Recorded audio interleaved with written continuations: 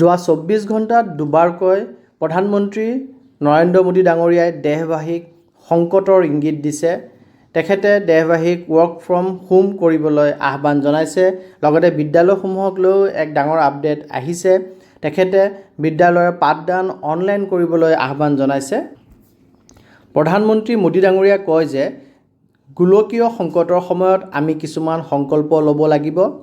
তেওঁ উল্লেখ কৰে যে যুদ্ধৰ প্ৰভাৱৰ পৰা হাত সাৰিবলৈ প্ৰচেষ্টা অব্যাহত আছে।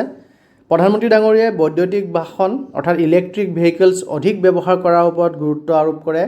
তেওঁ লগতে জনসাধাৰণক এবছৰলৈ সোণ ক্ৰয় নকৰিবলৈও আহ্বান জনায়। সোমবাৰে প্ৰধানমন্ত্ৰী নৰেন্দ্ৰ মোদী ডাঙৰীয়াই গুজৰাটৰ বডোদৰাত চৰ্দাৰ ধাম হোষ্টেল উদ্বোধন কৰে। এই অনুষ্ঠানত প্ৰধানমন্ত্ৰী মোদীয়ে দেশবাসীক সোণৰ ক্ৰয় হ্ৰাস কৰা, ৱৰ্ক ফ্ৰম হোম, স্কুলত অনলাইন ক্লাছ, সাৰৰ সীমিত ব্যৱহাৰ আৰু ভকেল ফৰ লোকেলক প্ৰসাৰিত কৰাকে ধৰি কেইবাটাও গুৰুত্বপূৰ্ণ আহ্বান জনায়।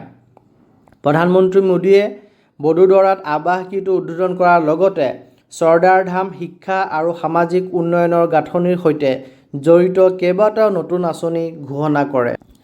বিশ্বৰ পৰিস্থিতিৰ কথা উল্লেখ কৰি প্ৰধানমন্ত্ৰীগৰাকীয়ে কয় যে বিশ্ব বৰ্তমান এক অস্থিৰ পৰিস্থিতিৰ মাজেৰে পাৰ হৈ আছে। ক'ভিড মহামাৰী, অৰ্থনৈতিক প্ৰত্যাহ্বান আৰু পশ্চিম এছিয়াৰ যুদ্ধৰ উত্তেজনা ইয়াৰেই অংশ।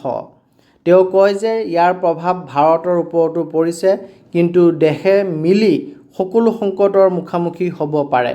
তেওঁ নাগৰিকসকলক আহ্বান জনাই কয় যে দেশৰ সম্পদৰ ওপৰত বোজা কমাবলৈ সকলোৱে মিলি প্ৰয়াস কৰিব লাগিব।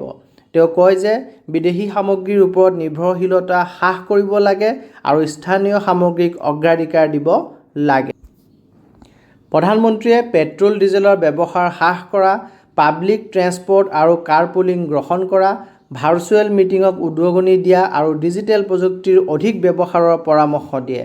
তেওঁ এইটোও কয় যে সোণ আমদানিৰ ক্ষেত্ৰত দেশৰ এক বৃহৎ অৰ্থ ব্যয় হয়। গতিকে বৰ্তমান সময়ত সোণ ক্ৰয় কৰাটো স্থগিত ৰাখিব লাগে। ভাৰতীয় অৰ্থনীতি শক্তিশালী কৰিবলৈ আৰু দেশবাসীক স্বাৱলম্বী কৰি তুলিবলৈ ভকেল ফৰ লোকেলক এক গণ আন্দোলনলৈ ৰূপান্তৰিত কৰিব লাগিব।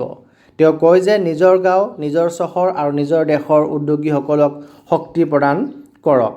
PM মোদী ডাঙৰীয়াই কয়, বিগত কেইবছৰমান ধৰি বিশ্বই ধাৰাবাহিকভাৱে অস্থিৰ পৰিস্থিতিৰ মাজেৰে পাৰ হৈ আহিছে। প্ৰথমে কৰোনাৰ সংকট, তাৰ পিছত বিশ্বজুৰি অৰ্থনৈতিক প্ৰত্যাহ্বান আৰু এতিয়া পশ্চিম এছিয়াত বৃদ্ধি পোৱা উত্তেজনা। এই সকলো পৰিস্থিতিৰ প্ৰভাৱ সমগ্ৰ বিশ্বতে পৰিছে আৰু ভাৰতো ইয়াৰ পৰা সাৰি যোৱা নাই। যদি কৰোনা মহামাৰী এই শতিকাৰ আটাইতকৈ ডাঙৰ সংকট আছিল, তেন্তে পশ্চিম এছিয়াৰ যুদ্ধই সৃষ্টি কৰা পৰিস্থিতি এই দশকৰ অন্যতম ডাঙৰ সংকট। যেতিয়া আমি সকলোৱে মিলি কৰোনাৰ বিৰুদ্ধে যুঁজ দিলোঁ, তেতিয়া এই সংকটৰ পৰাও নিশ্চয় আমি পৰিত্ৰাণ পাম। দেশৰ জনসাধাৰণৰ ওপৰত যাতে ইয়াৰ প্ৰভাৱ ন্যূনতম হয়, তাৰ বাবে চৰকাৰৰ নিৰন্তৰ প্ৰচেষ্টা চলাই আছে। তেওঁ লগতে কয়, আগৰ দশকবোৰতো যেতিয়াই দেশ যুদ্ধ বা আন কোনো ডাঙৰ সংকটৰ মাজেৰে পাৰ হৈছে, চৰকাৰৰ আহ্বানত প্ৰতিগৰাকী নাগৰিকে নিজৰ দায়িত্ব পালন কৰি আহিছে। আজি প্ৰয়োজন হৈছে যে আমি সকলোৱে মিলি নিজৰ দায়িত্ব পালন কৰাৰ। দেশৰ সম্পদৰ ওপৰত পৰা বোজা হ্ৰাস কৰাৰ। আমি প্ৰতিটো সৰু বৰ প্ৰয়াসৰ জৰিয়তে বিদেশৰ পৰা অহা সামগ্ৰীৰ ব্যৱহাৰ হ্ৰাস কৰিব লাগিব আৰু যিবোৰ ব্যক্তিগত কামত বিদেশী মুদ্ৰা ব্যয় হয়, তেনে কামৰ পৰাও আঁতৰি থাকিব লাগিব।